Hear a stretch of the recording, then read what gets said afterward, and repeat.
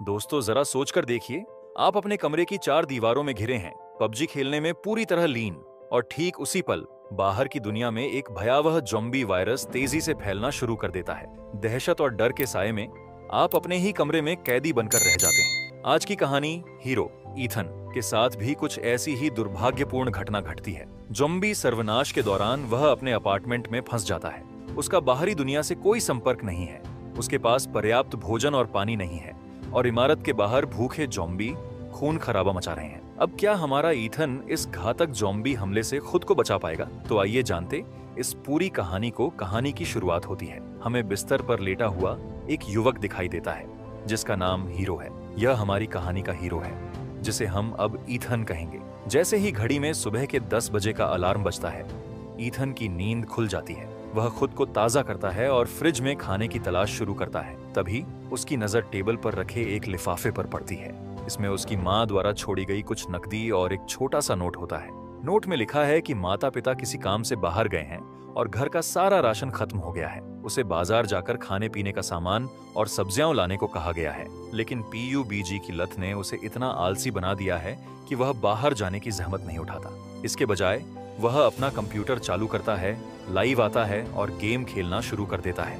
इसी दौरान उसके ऑनलाइन गेमर दोस्त टीवी पर चल रही खबरों को देखकर टिप्पणी करते हैं, क्या यह वाकई में हो रहा है? क्या यह सब हमारे ही शहर में हो रहा है? उनकी बातों से ईथन भ्रमित हो जाता है, इसीलिए वह भी अपना टीवी ऑन करता है। न्यूज चैनल पर बताया जा रहा होता है कि सियोल शहर में अचानक एक अज्ञात वायरस तेजी से फैल गया है, जिसके कारण लोग आक्रामक ज़ॉम्बी में बदल रहे हैं, जो दूसरों को काट कर उन्हें भी संक्रमित कर रहे हैं। तभी ईथन के फोन पर सरकारी आपातकालीन संदेश आता है, जिसमें चेतावनी दी जाती है कि यह वायरस बहुत तेजी से फैल रहा है, जिसके चलते तत्काल प्रभाव से इमरजेंसी लॉकडाउन लागू कर दिया गया है। सभी नागरिकों को अपने घरों के अंदर ही रहने का सख्त निर्देश दिया जाता है। लेकिन तब तक शहर में महामारी फैल चुकी थी। जब ईथन अपनी खिड़की से बाहर देखता है तो सोसाइटी के लोग अफरा तफरी में इधर उधर भाग रहे होते हैं।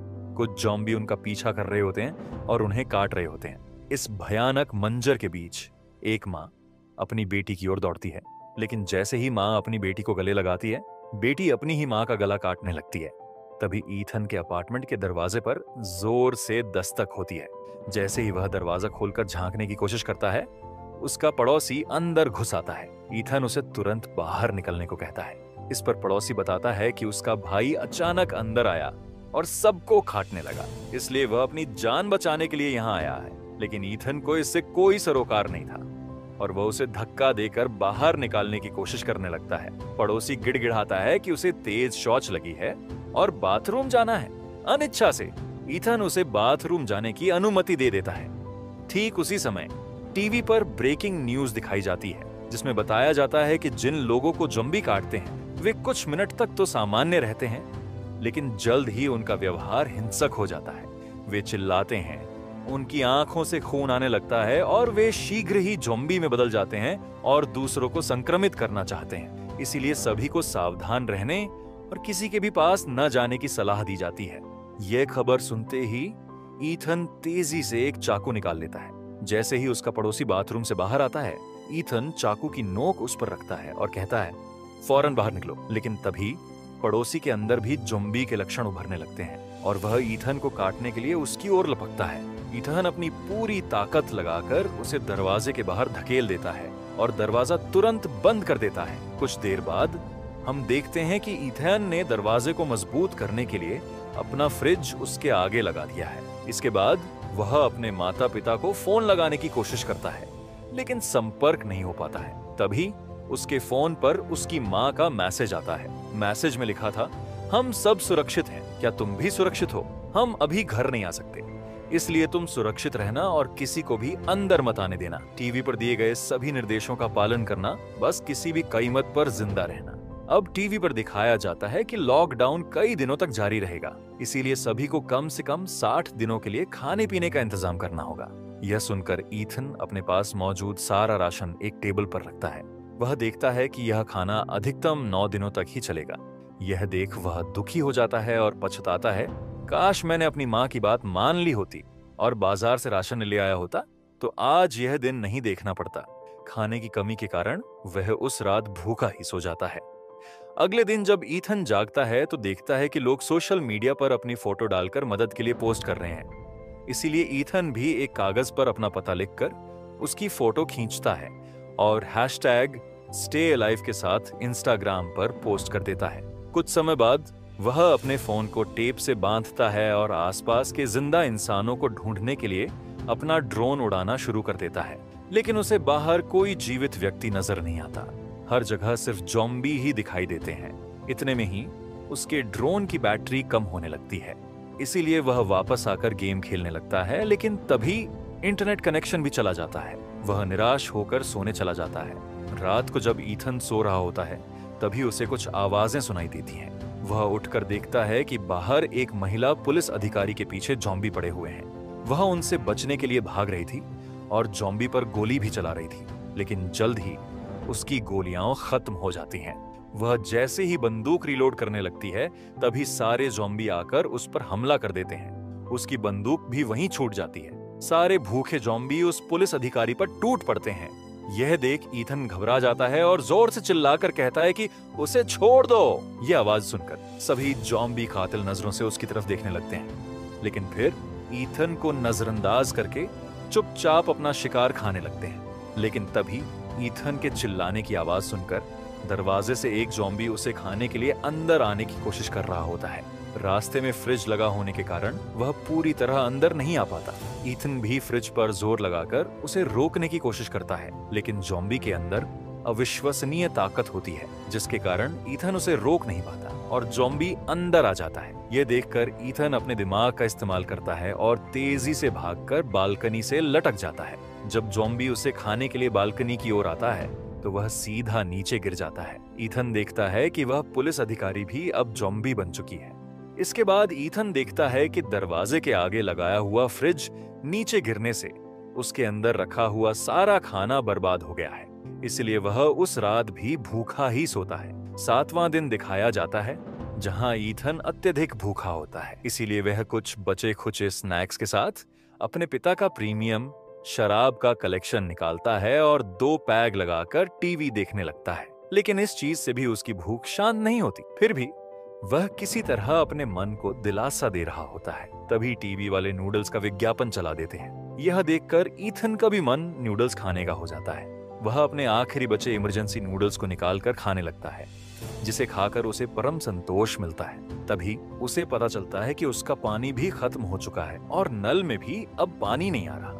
10वां दिन दिखाया जाता है जहां ईथन एक वीडियो बनाता है और कहता है कि मेरा खाना और पानी लगभग खत्म हो चुके हैं, लेकिन फिर भी मैं बाहर नहीं जाऊंगा। यहाँ किसी से संपर्क करने के लिए कोई सिग्नल भी नहीं है। तभी ईथन को याद आता है कि उसकी माँ रेडियो सुना करती थी, जो बिना सिग्नल के भी चल जाता था। इसीलिए वह भी रेडियो सुनने के लिए ईयरफोन ढूंढने लगता है, लेकिन उसके पास सारे ईयरफोन वायरलेस थे, जबकि रेडियो सुनने के लिए वायर वाले ईयरफोन की जरूरत थी। इससे ईथन के हाथ निराशा ही लगती है। इसके बाद सीधा 15वां दिन दिखाया जाता है जहां ईथन ने अपने पिता के कलेक्शन से लगभग सारी शराब पी ली होती है। वह नशे में झूमकर नाच रहा होता है और साथ ही साथ उसे भ्रम इल्यूजन हो रहा होता है, जिसमें वह अपने परिवार वालों को देखता है जो घर वापस आ चुके हैं। लेकिन जल्दी ही उसे महसूस होता है कि वह एक सपना देख रहा था, जिससे वह निराश होकर रोने लगता है। इसके कुछ समय बाद फोन में थोड़ा सा नेटवर्क आता है और ईथन देखता है कि उसकी माँ का वॉइस मैसेज आया हुआ है। अपार्टमेंट के अंदर अच्छा नेटवर्क नहीं था, इसीलिए उसे मैसेज सुनाई नहीं दे रहा था। इसीलिए वह बालकनी से लटक कर फोन में मैसेज सुनने लगता है। उसकी माँ कह रही होती है कि हम लोग तुम्हारे पापा के ऑफिस में हैं और तुम्हारी बहन भी हमारे साथ है। लेकिन तभी ईथन सुनता है कि उनके ऑफिस में ज़ॉम्बी आ चुके हैं। मैसेज में लोगों की भगदड़ और चीखों की आवाज सुनकर ईथन को पता चल जाता है कि ज़ॉम्बी ने उनके माता पिता और बहन को भी काट लिया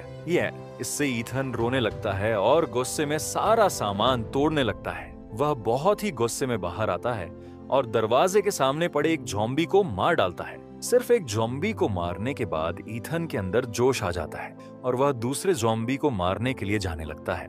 लेकिन जैसे ही वह खूंखार ज़ॉम्बी के एक पूरे समूह को अपनी ओर आते हुए देखता है तो उसका साहस टूट जाता है। वह जैसे तैसे जान बचाकर अपने कमरे में वापस आ जाता है। ईथन को कमरे के अंदर बंद हुए अब 20 दिन हो चुके होते हैं। उस रात को वह देखता है कि आर्मी वाले जगह जगह ज़ॉम्बी को मारने के लिए धमाके कर रहे हैं अब ईथन के पास खाने के लिए कुछ नहीं बचा होता है। अगर वह खाना लेने बाहर गया तो ज़ॉम्बी के हाथों मरेगा, अगर नहीं गया तो भूखा मरेगा। दोनों तरफ मौत ही मौत है। इस समस्या का समाधान करने के लिए ईथन एक तीसरा रास्ता निकालता है। वह अब न तो ज़ॉम्बी का खाना बनेगा और न ही भूखा मरेगा, बल्कि वह फांसी लगाकर आत्महत्या करेगा। वाह, हमारे ईथन की सोच। ईथन अब फांसी के फंदे पर लटक कर लुढ़कने ही वाला होता है। तभी सामने के अपार्टमेंट से उस पर कोई लेजर लाइट मारता है और उसे ऐसा न करने का संकेत देता है। ईथन बहुत कोशिश करके नीचे गिरता है और वह देखता है कि सामने वाले फ्लैट में एक खूबसूरत लड़की दूरबीन से उसे देख रही है। वह इशारे से उसे आत्महत्या करने से मना करती है और कहती है कि हम कल सुबह बात करेंगे, क्योंकि रात में ज़ॉम्बी का खतरा अधिक था। ईथन भी उसकी बात मानकर चुपचाप सो जाता है, क्योंकि उसे जिंदा रहने की एक उम्मीद मिल चुकी थी। उस लड़की को दिखाया जाता है जिसका नाम किम है। वह हमारे ईथन की तरह कमजोर नहीं है। उसने ज़ॉम्बी से बचने के लिए कई सुरक्षा जाल और जुगाड़ लगाए हुए हैं और उसके पास जीने के लिए थोड़ा बहुत खाना और पानी अभी भी बचा हुआ है। अगले दिन ईथन उठकर बालकनी में आता है और मोबाइल में लड़की को अपना नाम लिखकर दिखाता है। वह लड़की भी अपना नाम लिखकर बताती है, किम। इतने में किम के दरवाजे पर एक ज़ॉम्बी आ जाता है जो उसके बनाए हुए जाल में फंस चुका था। लेकिन किम इतनी बहादुर है कि वह कुल्हाड़ी से उस ज़ॉम्बी का काम तमाम करने में भी पीछे नहीं हटती। उसके बाद वहां बारिश हो जाती है और ये दोनों पीने के पानी का जुगाड़ करने के लिए सारे बर्तन बाहर रखकर भरने लगते हैं। अगले दिन ये दोनों फिर से मिलते हैं, लेकिन तभी ईथन देखता है कि एक ज़ॉम्बी नीचे गिरी हुई रस्सी को पकड़कर किम के अपार्टमेंट की ओर चढ़ने की कोशिश कर रहा है। वह रस्सी किम ने टेबल पर बांध रखी थी। जैसे ही वह ज़ॉम्बी उस रस्सी को खींचता है तो किम उस टेबल से टकराकर बेहोश हो जाती है। टेबल भी बालकनी में अटक जाती है और ज़ॉम्बी रस्सी पकड़कर ऊपर चढ़ने लगता है। यह ज़ॉम्बी तो कुछ ज्यादा ही उन्नत, एडवांस्ड है। किम को बचाने के लिए ईथन ड्रोन उड़ाकर ज़ॉम्बी को परेशान करने की कोशिश करता है ताकि वह नीचे गिर जाए, लेकिन ज़ॉम्बी इतना बदमाश था कि वह उसके ड्रोन को क्रैश कर देता है और किम की बालकनी में पहुंच जाता है। लेकिन तभी किम होश में आती है और कुल्हाड़ी से ज़ॉम्बी का हाथ काट देती है। ज़ॉम्बी नीचे गिर जाता है और उसकी मौत हो जाती है। यह देखकर सभी ज़ॉम्बी देख लेंगे तुझे वाले मूड में आ जाते हैं। इसके अगले सीन में हम ईथन को देखते हैं, जिसके पास अब लगभग खाना खत्म हो चुका है। इसलिए वह पूरी तैयारी के साथ चुपके से पास वाले कमरे में जाकर खाना ढूंढने लगता है, जहां पर उसे थोड़ा बहुत खाने पीने की चीजें मिल जाती हैं। तभी वह सामने लगी फोटो में देखता है कि उस घर के मालिक पहाड़ चढ़ते थे, इसीलिए उसे वहां पर बहुत सारी काम की चीजें मिलती हैं। वह उनमें से वायर वाले ईयरफोन, वॉकी टॉकी और बहुत सी चीजें उठाकर लाता है। लेकिन तभी घर में छुपा हुआ एक ज़ॉम्बी उस पर अटैक कर देता है। लेकिन जैसे तैसे ईथन उस ज़ॉम्बी से अपनी जान बचाकर अपने कमरे में वापस आ जाता है। वह उसमें से कुछ खाना और एक वॉकी टॉकी बैग में डालकर किम को देता है और दूसरे दिन ये दोनों वॉकी टॉकी पर बात करने लगते हैं। किम खाने के लिए उसे धन्यवाद कहती है। अब ये दोनों बात करते करते खाना बनाने लगते हैं और ऐसे ही अपनी दुख भरी कहानियां सुनाकर एक दूसरे का समय बिताने लगते हैं। तभी ईथन कुछ आवाज सुनता है और खुश होकर चिल्लाने लगता है कि बारिश हो गई, जल्दी मुझे अपनी बाल्टी में पानी भरना होगा। लेकिन जब वह बाहर देखते हैं तो बाहर कोई बारिश नहीं हो रही थी। तभी उन्हें पता चलता है कि यह तो ज़ॉम्बी के पैरों की आवाज है। दरअसल सभी ज़ॉम्बी ने उन दोनों का खात्मा करने का मन बना लिया था और वह सभी मिलकर उनके अपार्टमेंट की ओर बढ़ने लगे थे। यह देखकर किम जल्दी से अपना हथियार लेती है और रस्सी से नीचे कूद जाती है और एकदम हीरोइन की तरह ज़ॉम्बी को कुल्हाड़ी से मारने लगती है। तभी उसे वह बंदूक भी मिल जाती है जो उस पुलिस अधिकारी के हाथ से वहीं छूट गई थी। एक ज़ॉम्बी किम को काटने की कोशिश करता है, पर तभी हमारा ईथन भी बिल्कुल हीरो वाली स्टाइल में वहां आ जाता है और यह दोनों मिलकर ज़ॉम्बी से लड़ने लगते हैं और बचते हुए बिल्डिंग के 8वें फ्लोर पर आ जाते हैं। लेकिन वहां भी इक्के दुक्के ज़ॉम्बी उनका पीछा करने लगते हैं। तभी एक आदमी दरवाजा खोलता है और इन दोनों को बचा लेता है। वह आदमी इन दोनों को अपने कमरे में ले जाता है और इन्हें खाना पानी देता है और कहता है कि रेस्क्यू टीम के आने तक तुम लोग यहीं रुक सकते हो। जब इन दोनों को पता चलता है कि रेस्क्यू टीम आने वाली है तो ये दोनों बहुत खुश हो जाते हैं। लेकिन तभी अचानक से ईथन बेहोश होने लगता है और कुछ समय बाद किम भी बेहोश हो जाती है, क्योंकि उस आदमी ने खाने में बेहोशी की दवा मिलाई थी। वह किम को उसके हाथ बांधकर एक अंदर से आ रही चीखने की आवाज सुनकर, जहां पर उसने ईथन को भी होश आ जाता है, बीवी को भी बांधकर उस आदमी पर बंदूक यहाँ पता चलता है उसे रोकने के लिए कहता आदमी, लेकिन तब बीवी की अंदर से आने वाली आवाज भी बंद हो लोगों को उसे खिला रहा उस आदमी को लगता है कि उसकी बीवी ने अपनी बीवी से इतना प्यार, इसीलिए वह जैसे ही दरवाजा खोलता है, बच्चे को भी किम ज़ॉम्बी को आदमी के ऊपर धकेल देती है। कमरे का दरवाजा बंद करके वह ज़ॉम्बी अपने ही पति को काट देती है अपनी बीवी को आजाद कर देता है। उसे प्यार का निशान किम पर अटैक लव बाइट दी है, समझकर खुशी-खुशी मरने के लिए तैयार हो जाता है।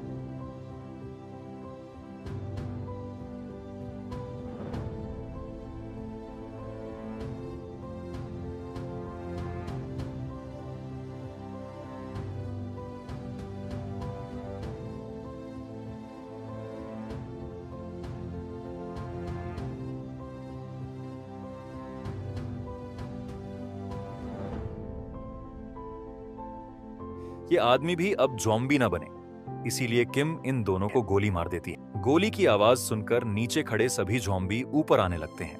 ये देखकर उन दोनों को लगता है कि शायद वह लोग अब नहीं बचने वाले, इसलिए वह लोग तय करते हैं कि वह खुद को गोली मारकर आत्महत्या कर लेंगे। किम ईथन को बंदूक देती है और उसे गोली चलाने के लिए कहती है, लेकिन तभी आसमान में हेलीकॉप्टर की आवाज आने लगती है, जो लोगों को बचाने के लिए उड़ रहे थे। हेलीकॉप्टर की आवाज सुनकर ये दोनों आत्महत्या का प्लान कैंसिल करते हैं और जल्दी से बाहर निकलकर छत की ओर जाने लगते हैं। लेकिन तभी ज़ॉम्बी भी वहां आ चुके थे और उनका पीछा करने लगे थे। ईथन साइकिल से ज़ॉम्बी को सीढ़ियों पर रोकता है और किम को जल्दी से छत पर जाने को कहता है। ज़ॉम्बी को वहां पर रोककर ईथन भी जल्दी से छत पर आ जाता है और दरवाजे को बंद कर देता है, लेकिन वह देखते हैं कि वहां पर कोई हेलीकॉप्टर नहीं आया। ज़ॉम्बी भी अब दरवाजा खोलकर उनकी तरफ आने लगते हैं। ईथन ज़ॉम्बी पर गोलियां चलाता है, लेकिन उसकी गोलियां भी खत्म हो जाती हैं। अब यह सीन देखकर लग रहा था कि शायद इस कहानी में इनकी मौत लिखी हुई है, लेकिन तभी वहां पर आर्मी का हेलीकॉप्टर आ जाता है और सैनिक ज़ॉम्बी पर गोलियां चलाकर इन दोनों को बचा लेते हैं। अंत में पता चलता है कि ईथन ने सोशल मीडिया में जो स्टे अलाइव विमोज वाली पोस्ट डाली थी, उसकी वजह से ही रेस्क्यू टीम उस तक पहुंच पाई थी। यह देखकर बाकी लोग भी इसी तरह से अपना पता डालकर स्टे अलाइव लिखकर पोस्ट करने लगते हैं और इसी के साथ यह कहानी समाप्त हो जाती है। दोस्तों, अगर आपको यह मूवी एक्सप्लेनेशन पसंद आया हो तो एक लाइक करके चैनल को सब्सक्राइब करें। कमेंट करके बताइए कि आगे कौन सी फिल्म को एक्सप्लेन करें।